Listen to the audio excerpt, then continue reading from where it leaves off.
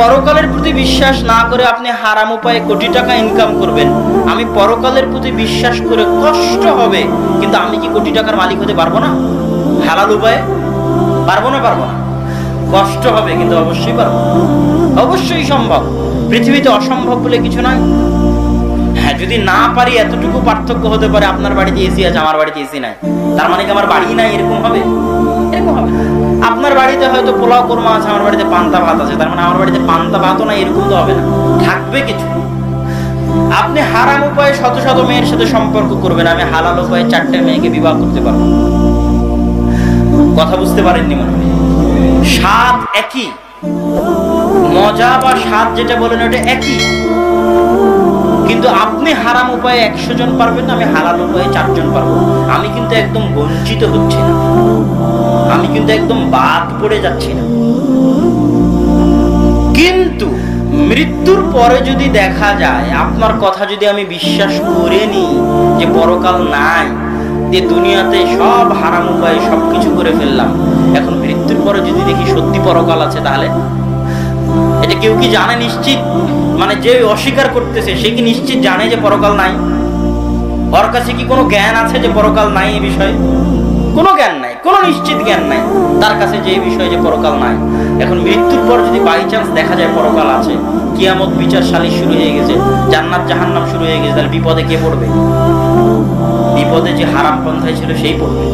কিন্তু আমি একটু যদি ধৈর্য ধারণ করি, একটু কষ্ট করি, আমি হালাল পন্থায় ওই সব জিনিসগুলো পাবো, কিন্তু আবার পরকাল যদি থাকে তো আমি আবার ডবল সফল।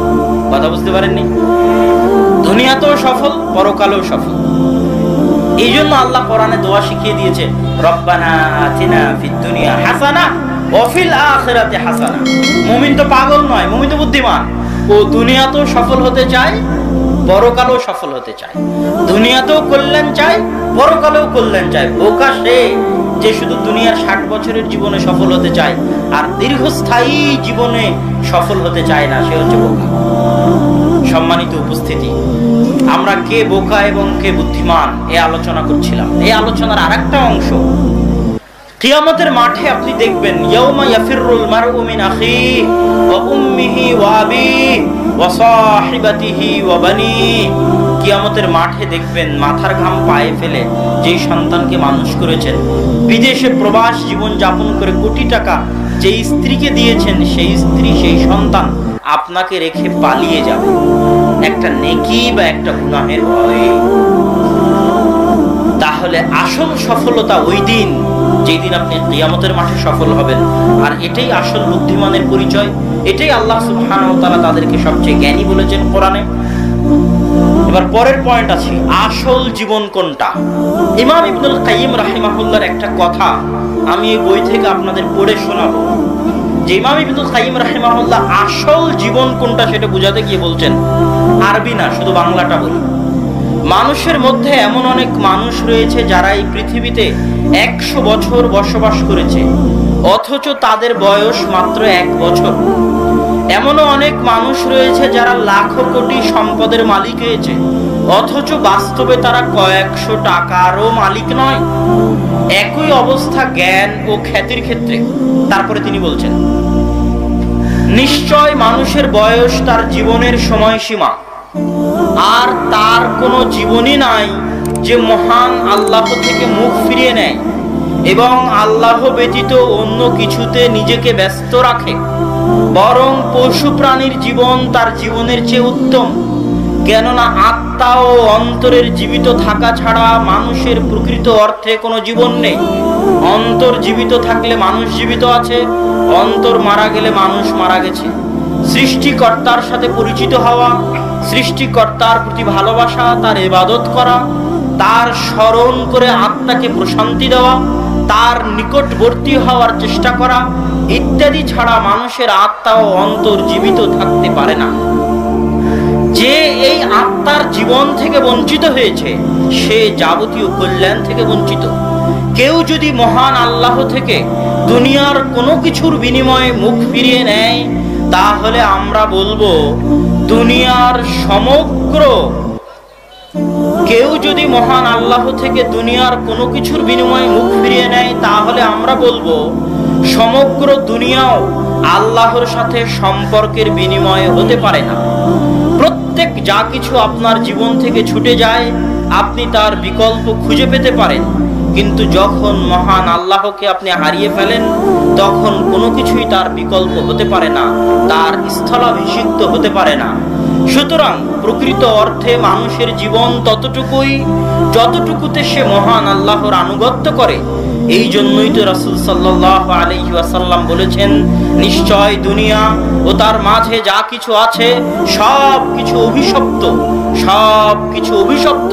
শুধুমাত্র আল্লাহর স্মরণ, আল্লাহর সাথে সম্পৃক্ত এবং আল্লাহর সন্তুষ্টির জন্য যা কিছু করা হয় সেটাই দুনিয়াতে বাস্তব, বাকি সবকিছু অভিশপ্ত। এখানে ইবনুল কাইয়িম রাহিমাহুল্লাহ আসল জীবন কোনটা? আপনি 100 বছর জীবন যাপন করলেন, পরকালে দেখছেন মাত্র 1 বছর, মানে ওই সারা 100 বছরে আপনি যতটুকু আল্লাহর ইবাদত করেছেন অতটুকু কতটুকু দাঁড়িয়েছে? 1 বছর দাঁড়িয়েছে। আপনি কোটি টাকার মালিক, পরকালে গিয়ে দেখছেন আপনি 100 টাকার মালিক, মানে সারা জীবনে আপনি 100 টাকায় দান করেছেন। বুঝতে পারেননি? তাহলে অতটুকুই আপনার রিয়াল লাইফ, প্রকৃত লাইফ, যতটুকু আপনি আল্লাহর সন্তুষ্টির জন্য ব্যয় করেন। এবার এখানে প্রশ্ন আসতে পারে, তাহলে দুনিয়াবী জীবন যদি সবই আল্লাহর জন্য করি তাহলে দুনিয়াবী জীবন কোথায় গেল? বাড়ি গাড়ি, টাকা পয়সা, ব্যবসা বাণিজ্য, ব্যাংক ব্যালেন্স। এটার উত্তর হচ্ছে রাসূল সাল্লাল্লাহু আলাইহি ওয়াসাল্লাম বলেছেন, ইন্নামাল আ'মালু বিন্নিয়াহ। দুনিয়ার সকল কাজ কিসের উপর নির্ভরশীল? নিয়তের উপর নির্ভরশীল। নিয়ত ইসলামে এতটা পাওয়ারফুল, এতটা পাওয়ারফুল, এতটা পাওয়ারফুল যে আমল না করেও নেকি পাওয়া সম্ভব। কি দিয়ে? নিয়ত দিয়ে।